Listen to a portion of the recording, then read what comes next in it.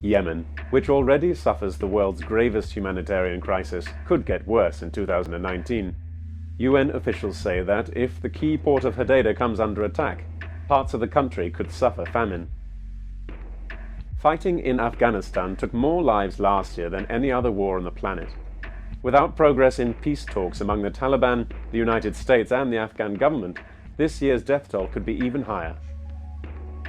China-US tensions are not a deadly conflict despite their trade war. Still, rhetoric from both sides is increasingly bellicose. If relations worsen, the rivalry could have graver geopolitical consequences than all the other crises. In the Middle East, rivalry risks escalating between, on one side, the US, Saudi Arabia and Israel, and on the other, Iran. A clash at any of the region's many flashpoints could provoke a wider confrontation. In Syria, mixed messages from President Trump about the potential withdrawal of US forces increase the odds of a bloody conflict involving Turkey, its Syrian allies, Kurdish forces and the Assad regime. This could give ISIS a new lease of life.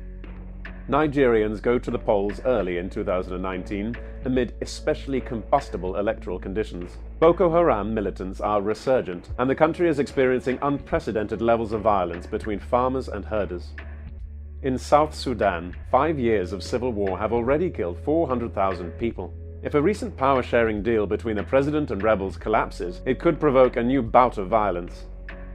Fighting in Cameroon's Anglophone areas is close to civil war. As nearly 10 separatist militias battle government forces, the crisis has displaced 500,000 people. Without talks between the government and Anglophone leaders, it is likely to get worse. In Ukraine, sporadic fighting in the eastern Donbas region continues, with civilians paying the price. Another flashpoint is the Sea of Azov, where Russian and Ukrainian ships clashed in November. Last is Venezuela. The economy is in freefall. 1 of 10 Venezuelans has fled the country, with more leaving daily. Latin American leaders are struggling. You want an overpopulated Earth? You really want a population that are born into welfare? Because I don't. Stand on your property. Okay, don't put them in traffic, sir. You might cause an accident. Here. Sir, you're Get out of here. gonna cause an accident. Shut the Yeah, you better believe that I wear the from the public. You want to look at other women? You ain't gonna look at other women, and you ain't gonna tell me you looking at other women. We have a little child right behind you. Come on. Yeah, man, I'm getting up, man. Get up. You're assaulting me, man. Oh, I'm assaulting you. Here, I'm assaulting you. I'm assaulting you. Yeah, I'm coming. I'm going over there. You're gonna be charged with assault. Fine, whatever.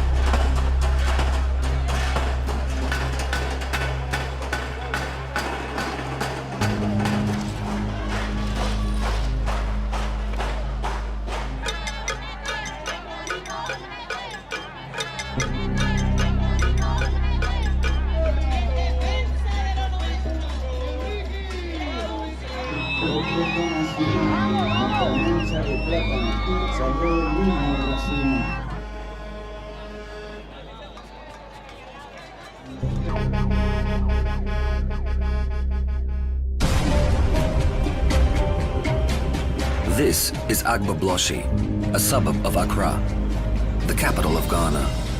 But local residents have given it a nickname, Sodom and Gomorrah. It's the home of the biggest electronic waste dump and is a livelihood for many. First, it feeds them, then it kills them. This is one of the most polluted areas with toxins and toxic metals on the African continent. Facebook and Google and all of these big tech companies will not give you freedom, will not give you privacy. There will never be a way to chain these big tech giants in a way that makes them useful and constrains their powers, because they were all, without exception, funded or founded or co-opted from the very outset to the purposes of the military and intelligence industries and complexes. You have to understand this in order to understand what it is we're dealing with. This is not a message of fear, fear, fear. This is a message of, if we are not actively taking the steps that are needed to get ourselves off of the big tech giants and supporting all of the ideas that are out there for how to use a truly decentralized network in a truly decentralized way, then it's game over. If we don't understand what it is we're facing, it's game over, because we get caught in the false dialectic of government versus the corporations. Oh, government will come along and restrain the corporations. No. Government was there from the birth of Silicon Valley, building it up from the ground up. The internet was the ARPANET. We all know it was a Department of Defense project that was built for military purposes, and we like to think that somehow they just gave it away and never looked at it again. That is baloney. And as I document in that podcast in voluminous detail, they have been there at the founding of all the big tech giants we have come to love and know. And they are the ones that were directing this technology in the directions that they wanted it to go. We'll turn now to new trouble for Facebook. The Federal Trade Commission making a huge announcement about the social media giant this morning. Rebecca Jarvis is here. So, Rebecca, reports say this has to do with users' data, and there are some pretty disturbing allegations about phone numbers. Yes, that's right, Cecilia. The FTC is expected to accuse Facebook of repeatedly using deceptive disclosures and settings to undermine user privacy. For example, Facebook has a feature called two-factor authentication. In order to sign in, you get a one-time passcode sent to your phone, and ironically, it's a security feature. But the FTC says Facebook let some advertisers use the phone numbers people provided to protect their accounts to actually target users.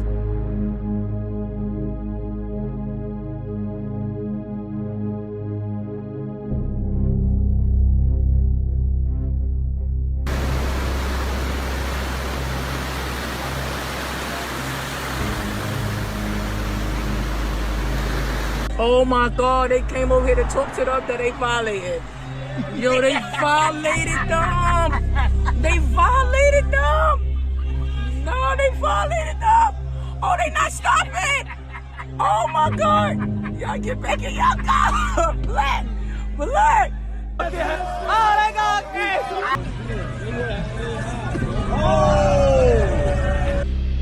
Did I ask you if she told me? I asked you what your name is. Answer the question.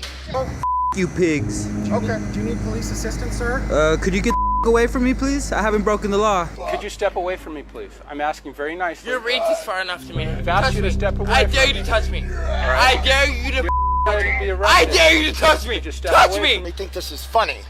They're gonna see funny. Silence my voice. I don't know what the is wrong with you. Pulling out in front of a bus. No justice. No peace. This stupid ass District 6 police.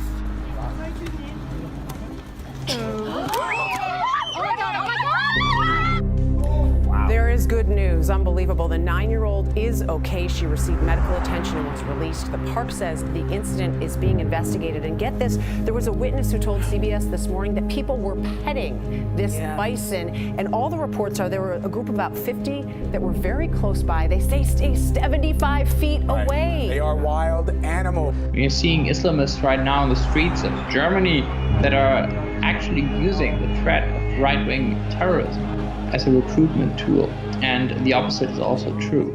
So both of these sides are feeding off each other, and both of them have to be crushed in order for a peaceful Germany to be once again possible. The tension has never been higher, and it's still increasing. We need urgent political action, but that's not something we're seeing from this government. The government is paralyzed, and between the Social Democrats and the Conservative Party, they see no way forward.